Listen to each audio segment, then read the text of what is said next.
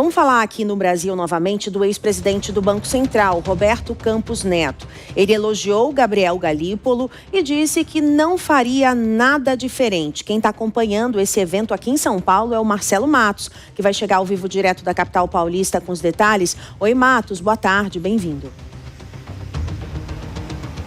Muito boa tarde a você e a todos que nos acompanham aqui na Jovem Pan. Exatamente 27 graus, expectativa, estamos sob alerta ali de tempestade aqui em São Paulo, mas por enquanto não chove e ainda há um pouco de sol nesta tarde aqui em São Paulo. Como você disse, Roberto Campos Neto, ex-presidente do Banco Central, participou hoje aqui em São Paulo no evento da FEComércio, a discussão da conjuntura econômica do Brasil, e ele que era apontado como principal vilão da economia desde o início do governo Lula, uma herança maldita de Jair Bolsonaro, que ficou no Banco Central durante 2 anos na gestão de Lula, era o alvo principal alvo principal das críticas do governo, seria um freio da economia, toda a sua política fiscal, e hoje ele aproveitou para elogiar justamente Gabriel Galípolo, que está mantendo a política anterior no Banco Central. Vamos acompanhar então Roberto Campos Neto. Esse fenômeno de ter, vamos dizer assim, um crescimento não tão alto, com desemprego muito baixo, não é só do Brasil, tá?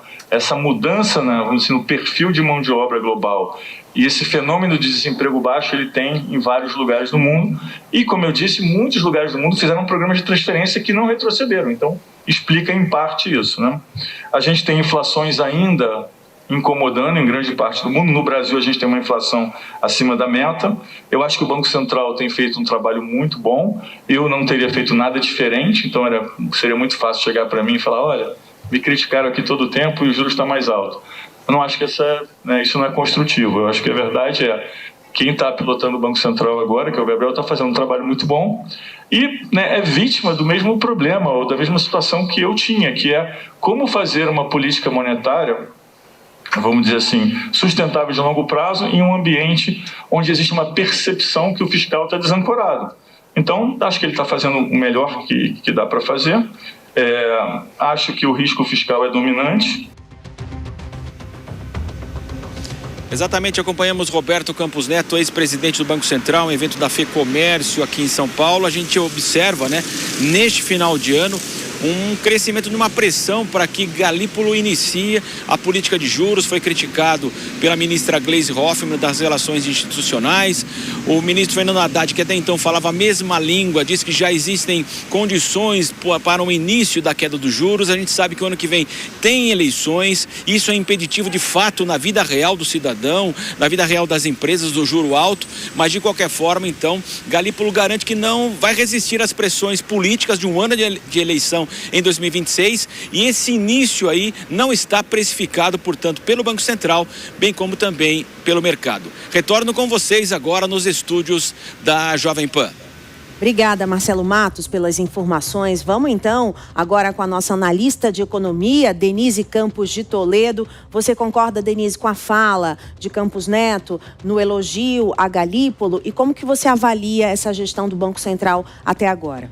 Olha, Márcia, tem sido uma gestão técnica desde Roberto Campos Neto e agora também com Gabriel Galípolo. Essa gestão acabou afastando aquela especulação quanto à possibilidade dele ceder a pressões políticas, porque ele foi indicado pelo presidente Lula e os demais componentes aí do Copom, do Comitê de Política Monetária, a maioria já foi indicada pelo atual governo, então não há qualquer influência política, é uma decisão técnica e há dúvidas em relação ao cenário macroeconômico. Gabriel Galípolo, inclusive, foi muito transparente na última avaliação dele.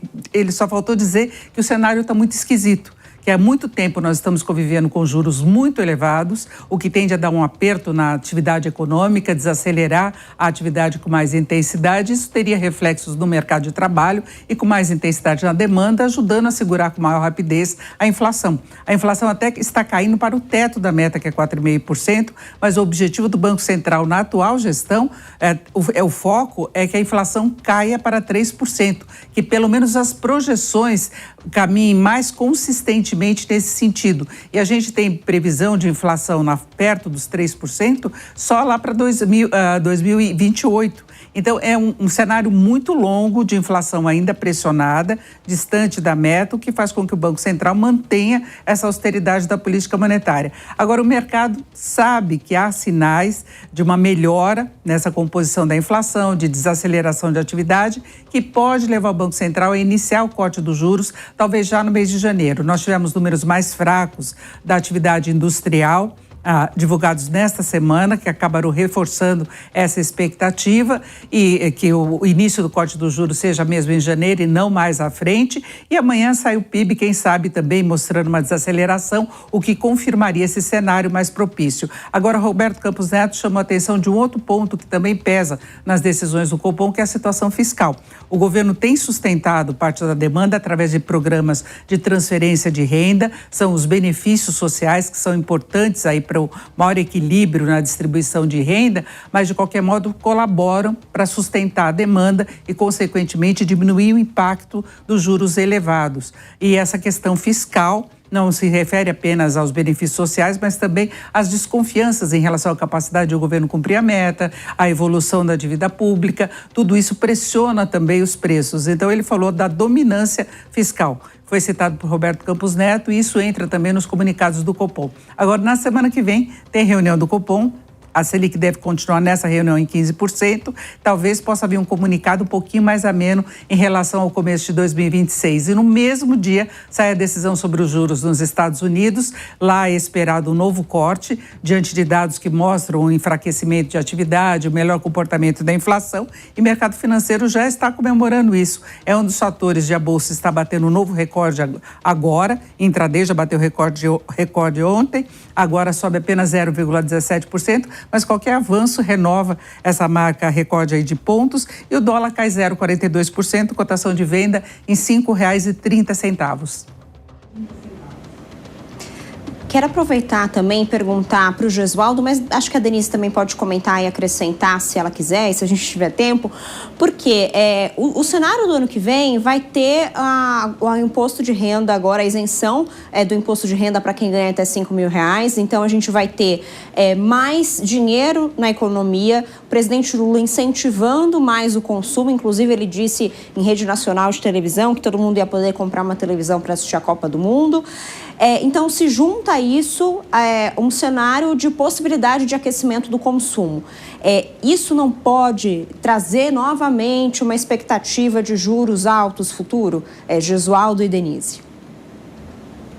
Não apenas isso, mas tanto da fala do Campos Neto, como também da fala do Galípolo, percebe-se que o problema principal é a gastança do poder público, é a gastança, sobretudo, do executivo. E enquanto isso não for equacionado, os juros tendem a permanecer altos. Portanto, se o governo não fizer a cartilha dele, não cumprir com a cartilha daquilo que precisa, o Campos Neto foi, inclusive, muito polido, né? Ele disse, olha, comigo reclamavam tanto que o juro é de 12%. O Galípolo está 15%, porque nós somos vítimas, palavras dele, nós somos reféns da mesma situação, num problema do imbróglio financeiro causado pelo próprio governo. Então, em períodos de consumo alto, como são de véspera de ano, e em períodos eleitorais, em que a gastança do poder público tende a ser ainda maior, não existe realmente um cenário para a baixa de juros, pelo menos ao meu ver. Denise, dá para incentivar o consumo como o governo tem feito, mas ao mesmo tempo conseguir uma baixa na taxa de juros, né? Ou seja, baixa da inflação, que possibilitaria uma baixa na taxa de juros? Dá para fazer esse cálculo? Olha, é uma equação mais complicada, viu, Vitória? Porque você tem que contar para a queda da inflação com o dólar mais baixo, por aí até tem sido um fator de colaboração. Há pouco eu citei uma nova queda do dólar, ele está rodando bem abaixo do que o mercado previa, e o dólar entra na formação de vários preços, então colabora para uma perspectiva melhor de inflação.